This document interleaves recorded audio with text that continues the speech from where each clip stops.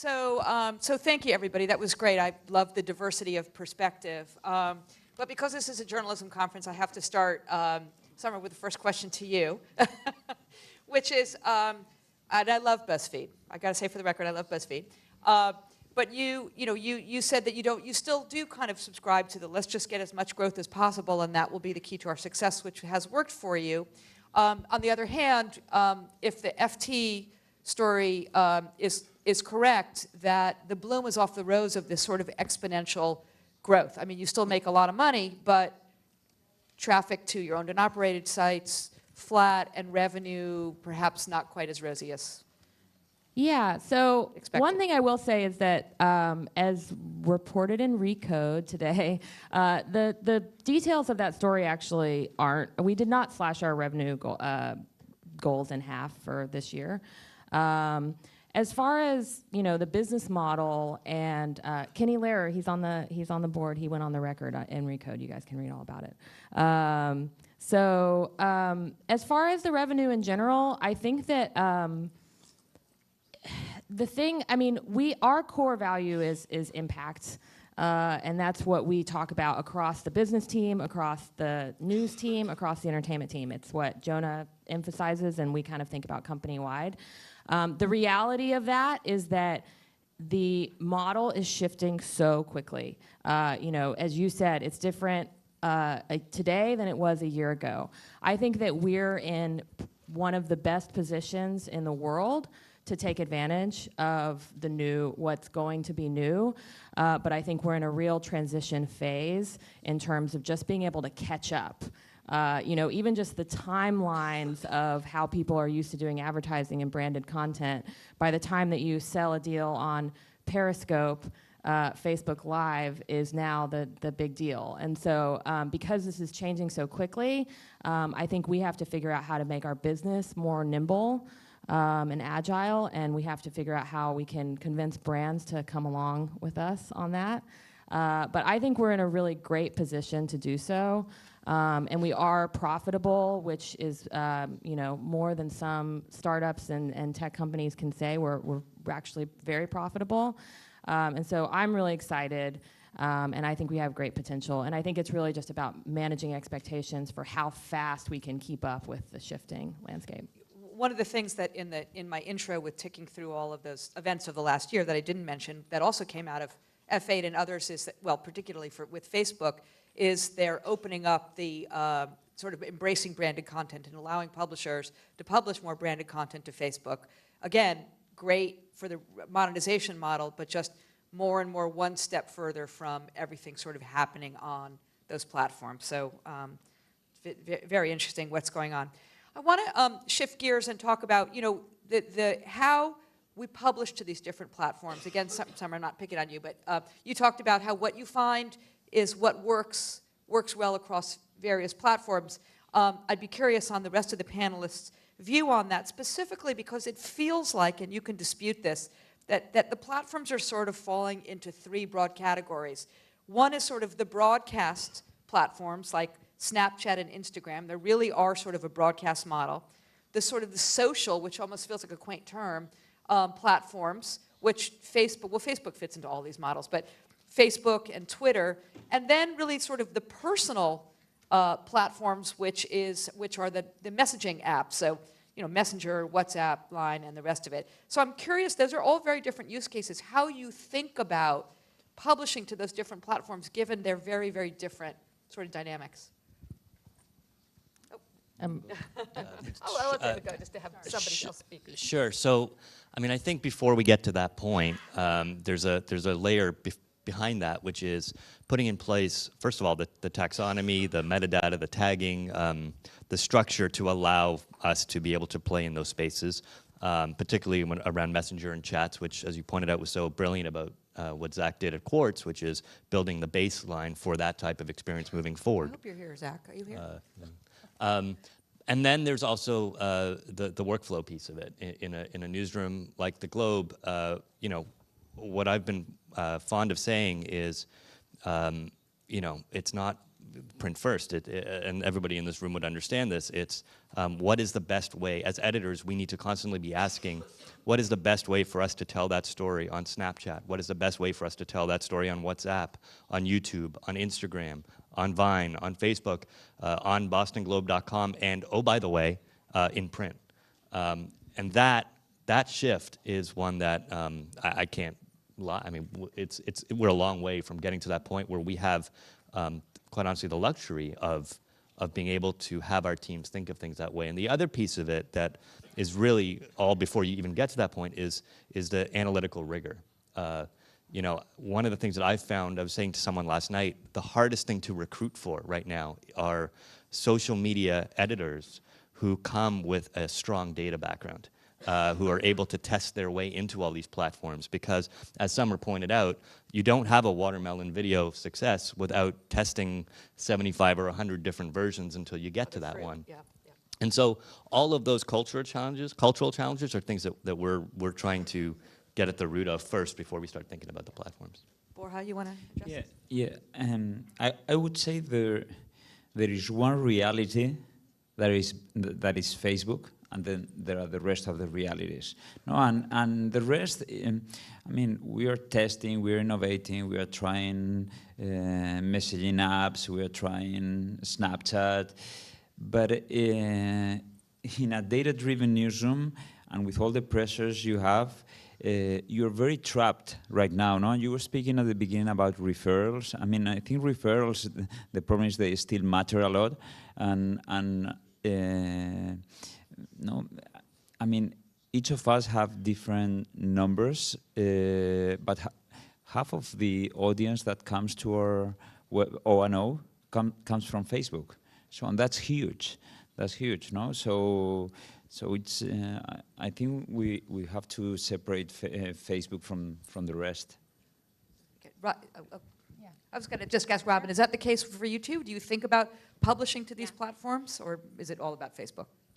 No, I actually think it is, different strategies for different platforms. I mean, one of the things, just like, what we publish and how we publish for print audiences is different than it is actually for desktop and than it is for mobile. I think each of those social platforms, has a different audience, has different behaviors, and what we have to do is learn to be native to those platforms so that we understand those behaviors and those audiences and can speak that language.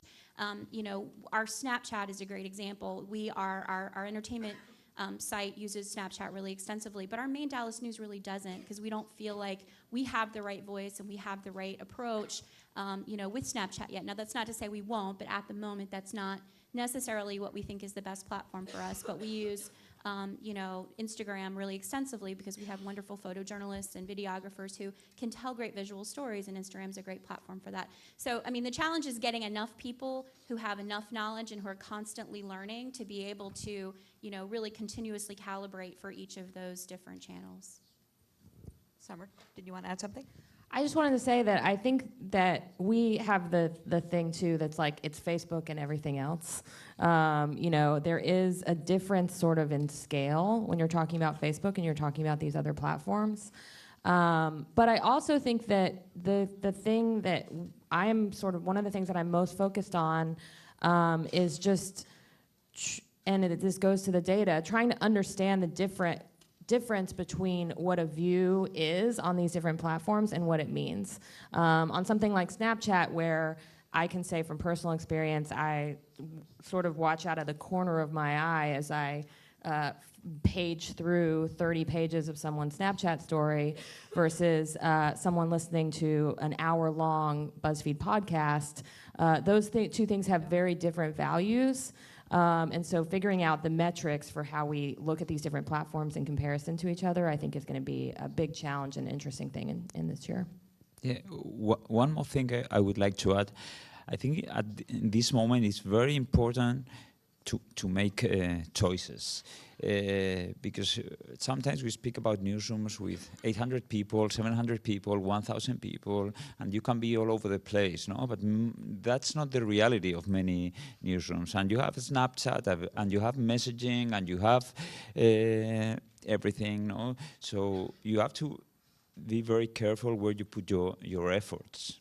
No? No question, and on where you put your efforts, that gives me an introduction to my next question I want to talk about, and this was inspired by a conversation I had last night with Trey Burdett, who's somewhere here with Fox, who runs product, and also from a post that Corey Bergman of NBC Universal's Breaking News, a post that he put on Medium last night.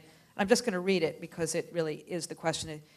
Corey says, the sooner we as an industry admit that Facebook and Google and Apple and Snapchat are running the tables on media innovation, mobile and video innovation, the sooner we'll do something about it. The sooner we'll take exponentially bigger, patient bets to solve real problems. The sooner we'll embrace failure instead of saying we do, only to lay off the very teams who fail trying to invent the future. The sooner we'll invest to recruit the best developers, designers, and product leads, empowering them to break the rules and accomplish things we never imagined. In other words, are we outsourcing product innovation to the platforms where they have much bigger teams than any newsroom ever will, and where it's very hard to break through and collaborate with them on product innovation? And do we not, as an industry, have a responsibility to tackle product innovation ourselves as a guard against sort of having a little more control over our own destiny? So, sorry, that's a bit of a high concept, but I do want to talk about how each of your newsrooms, understanding these different sizes, approaches being able to create the technology to reinvent the future. Borja, I'll start with you. Well, I don't give up. I mean, I think we have a responsibility and many things to say in that environment around innovation. I mean, we have built it at Univision, an innovation team, small innovation team, that the most important thing that this team that has been in place for 2 months has done for me is mixing. It's not about creating new software, but mixing themselves with the rest of the newsroom and starting to change the mentality of each of the journalists. So it's not only about product, it's about workflows, it's about how journalists think. And if we're thinking in live blogging, for example, how we make those journalists start having a conversation about how we should show our live blogging on mobile, for example. And the priorities of some of the platforms, Facebook or whoever, they are not always going to match with our priorities.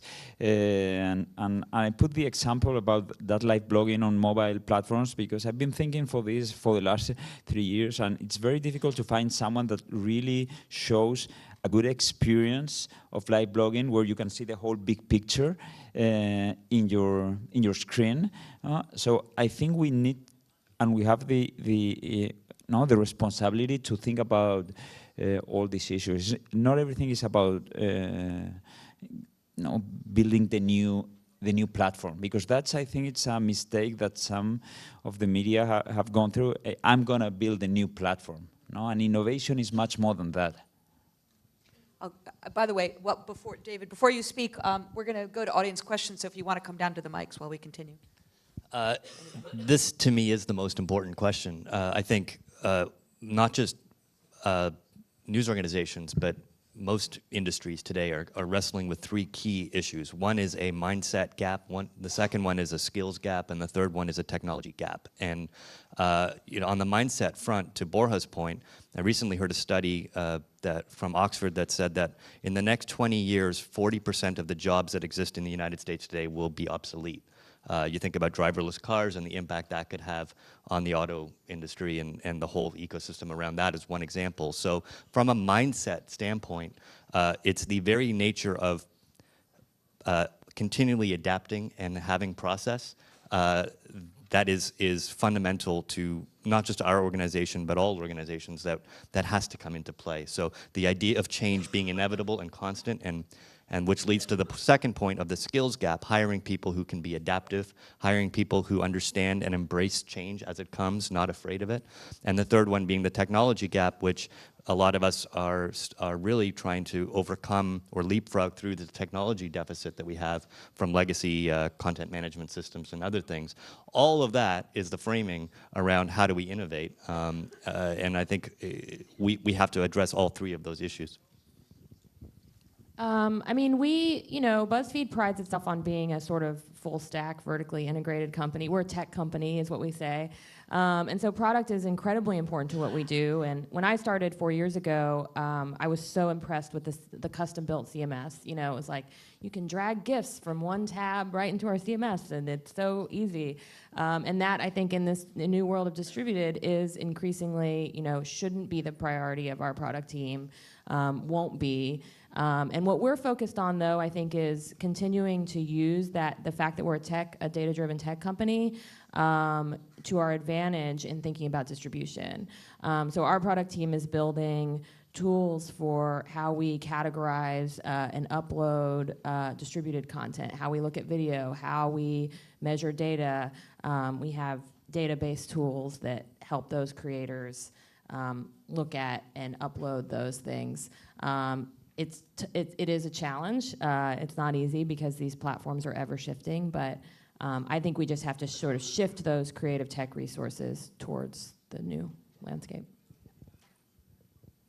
Yeah, and I think the product gap is a real one, especially in smaller news organizations. I mean, we are lucky in Dallas to have a lot of support across the board. One of the reasons I've been in Dallas now for about 7 months, and one of the reasons I went was because there was a real commitment to crossing that product gap. We are working with a boutique firm that has built a custom CMS for us that actually really does prioritize the use cases of our journalists and how we want to produce content. We have reorganized our staff in the last year, and in fact, half the staff basically has new jobs, and we brought in a whole lot of people with technical skills, data news apps developers, interactive developers, audience developers, and just hired an audience analyst. These are jobs that didn't exist in regional news organizations, newspaper organizations in the past, and I think all of those things are helping us to fill that gap, but it's a big one, and it's one we're going to have to continue to keep really focusing on. Thank you. All right, we're going to move to questions. I think the first one is over here. If you could introduce yourself before your question. Thank you. Hi, I'm Michal from Argentina. I'm sorry if my English is not that good. My question is actually for Borja. I wanted to understand, you mentioned before that the TV is not as in danger as a business as the newspapers. And I wanted to understand through your thoughts or your understanding and acknowledgement, why is that? I mean, probably my English is very bad, and I didn't explain well myself. I think TV is in exactly the same point where newspapers were a decade ago. And you just have to look at the audience. What I was saying is that the business model, it is still a little bit healthy, and that is what is allowing us to move quickly to the digital landscape. But I mean, I think the things are going to move very quickly in the same direction as it happened to other industries, not only newspapers, but to other industries. So yeah, I think it's interesting. I think in some ways the fact that television still makes so much money in some ways can hold back innovation as much as it allows you to. Yeah, and so that doesn't happen. You need strong leaderships in these companies. Now, if you have a leader that really and truly believes that what we have seen before is going to happen, and from someone that comes from newspapers, I think it's an amazing experience moving from a newspaper to a TV and listening exactly the same conversations I listened 10 years ago with the same type of people. You can divide the people in the same, they say the same thing, so it's nothing special. We have a question on this side. Hi, my name is Laura Lorick, and I run a site called Silicon Hills News here in Austin and San Antonio that covers tech.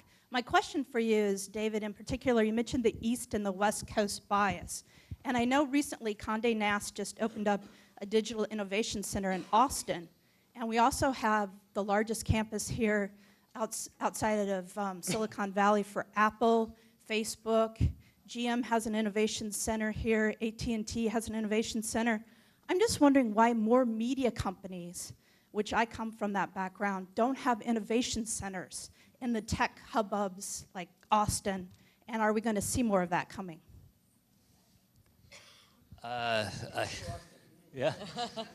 I thought you were going to take that direction the question in a different direction. So I'm not sure how to answer it. In terms of media companies, I can only speak for us. I can't speak for others, and would never pretend to just say that we're focused on where we can have the most impact and generate the most revenue. I suspect for the larger chains, I think they're also looking at the scale and the audience reach. And where I thought you were going to take that question was more of why aren't they going to these areas? And I don't know the answer to that. I think it's a cultural one. Would be my guess, but I don't really have a good answer for you. This side. Hi, I'm Diego from LifePost. Borja, you said that you wanted to see who was reinventing live blogging on mobile. We're doing that, so I'd love to talk to you.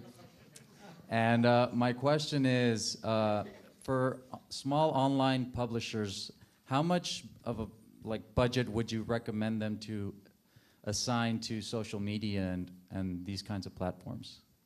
So how much of the budget? It's open to anybody. I mean, I don't know if specifically I would assign a budget for that. No, I think that's a part of the core. I think you can't separate that from what you need is people that can think in everything, in reporting, in social, but making a division between the social media people and the rest of the people. I think it's not maybe you need some specialists, people that really know and very data-driven, as David was saying before, but I would try to make it as organic as possible. Newspapers have traditionally spent a lot of money trying to get their news into people's driveways. We had circulation people, we had people throwing those papers, and so a commitment to distribution, I think, has to be a part of what we do, and part of that is developing audience teams and social media experts, but being comfortable with SEM and all of the different tools that you can use to get your stuff in front of people. But part of it is also just about hiring the right people. We talk about T-shaped people who have broad, wide skills but can go deep in certain areas, and making sure that you have people who themselves are able to use all of the tools at their disposal to get their content in front of the audiences that are most interested in it. It's interesting, the categories of executives in news organizations has remained pretty static for a very long time until recently, and now almost all successful news organizations have at the highest level someone that goes by different names but is around audience engagement. I guess that would have been the circulation person prior. Question over here. Hi, I'm Jonathan Groves with Drury University in Springfield, Missouri, in one of those little small center places. And one of the things that I've always been really concerned about, I'm concerned about local journalism and doing meaningful local journalism that people will connect to. I think a lot of us have been really excited about what's happened with the Panama Papers and how that's resonated and connected. I'm wondering how you apply the lessons of things like what you've learned from the Exploding Watermelon to some of these more investigative or deeper journalism projects. What are you learning in the fun spaces, and how are you applying them to what we would consider more journalistic or more impactful? I can go first. So, in Dallas, we have a big premium. We've always done big J journalism and care a lot about doing the kind of things that are important to our community. But even beyond that, we still have an investigative team that does stuff that is, really broad-reaching and powerful.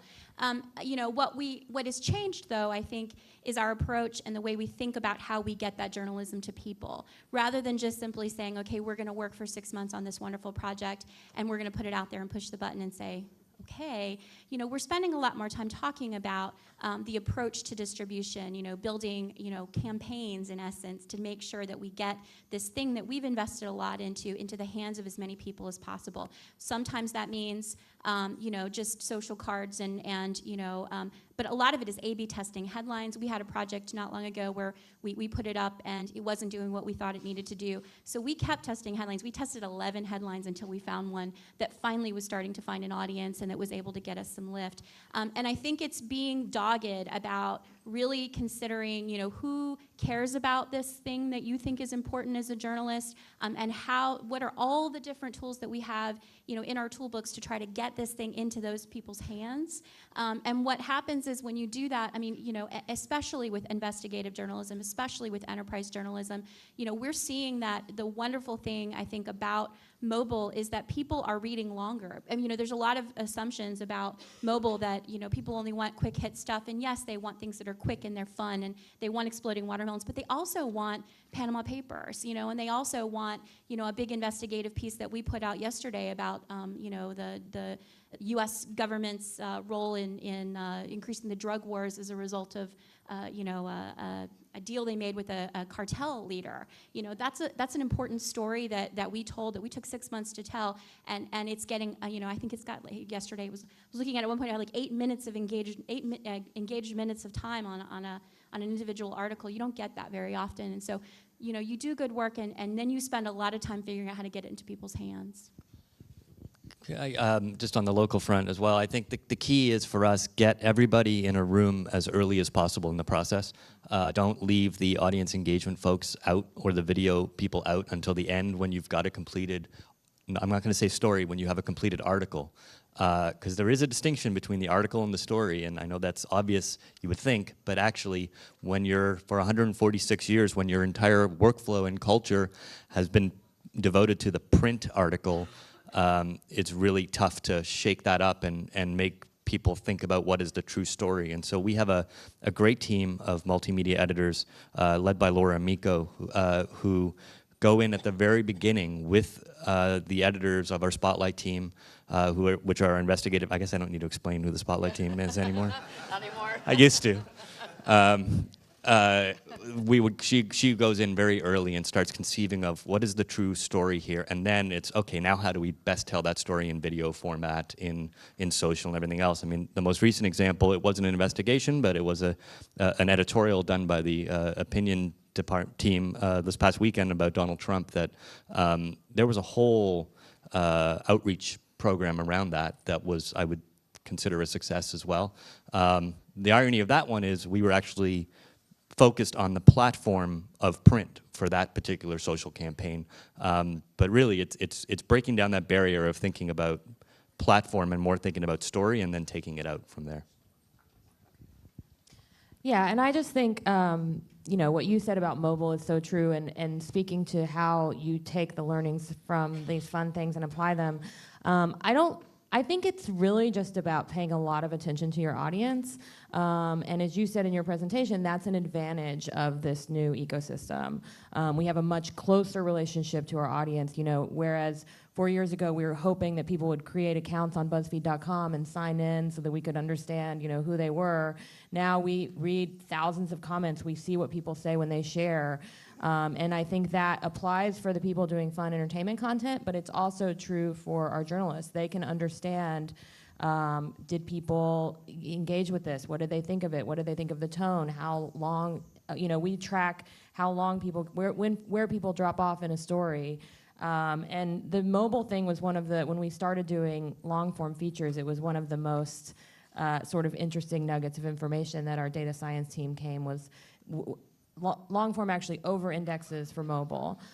We found that people were reading long form on mobile even more than they were reading our lists and quizzes and things like that.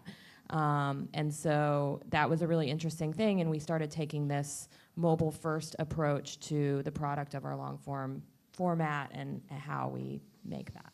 Yeah, and you mentioned Panama Papers, no? And I can speak a little bit about this because Univision with Fusion and McClatchy were the only media in the US that had Panama Papers from the beginning. And the obsession with distribution is getting bigger and bigger in the conversations, no? And everybody's part of that. It's not always easy. What David was telling, put everybody in the same room from the beginning, and that's the perfect situation. But when you have investigations and investigative reporters, many times they want to keep it at least for as much time as possible to keep it tight to a certain group. No, but once it opens, all the conversation of how we distribute it. And in this case, with Panama Papers, we had a lot of stories from Venezuela, from Costa Rica, from all the countries from Latin America, that was our main focus. And in the team, we had reporters from Venezuela, from Costa Rica. So the way you distribute is not only, hey, let's post on Twitter, let's post on Facebook. No, the journalist from Venezuela, she will go and speak to important people that she knows in Venezuela that is going to help us to distribute the content. So you start thinking, going little by little, each piece, how we're going to move each piece. No? So there is a very important work there. We have time for just one, hopefully, short question, or short answer, I should say. Sure, yeah, the question would be very short. So my name is Pei. I'm the graduate student from School of Journalism at UT Austin. So my question concerns about the quality of content in the age of the distributed online ecosystem. So it seems like everyone mentions about the quality of content still matters, but it seems to me like the quality is defined in the way, like how much traffic it would attract from the audience size. So my question is, if it makes a lot of sense that if like a content attract millions of likes or it was shared by thousands of times, but like increase the problems of like the spiral of silence. Seems like the minority voices will get to be even more minority, and the less popular content would be even less popular. Thank you. Wow, that's a big subject that I'm not sure we really have time to tackle. I'm actually going to leave it as a... The question is in the question, yes, the answer is in the question. So thank you. That's a good note to end on. And thank you, everybody, and Rosenthal.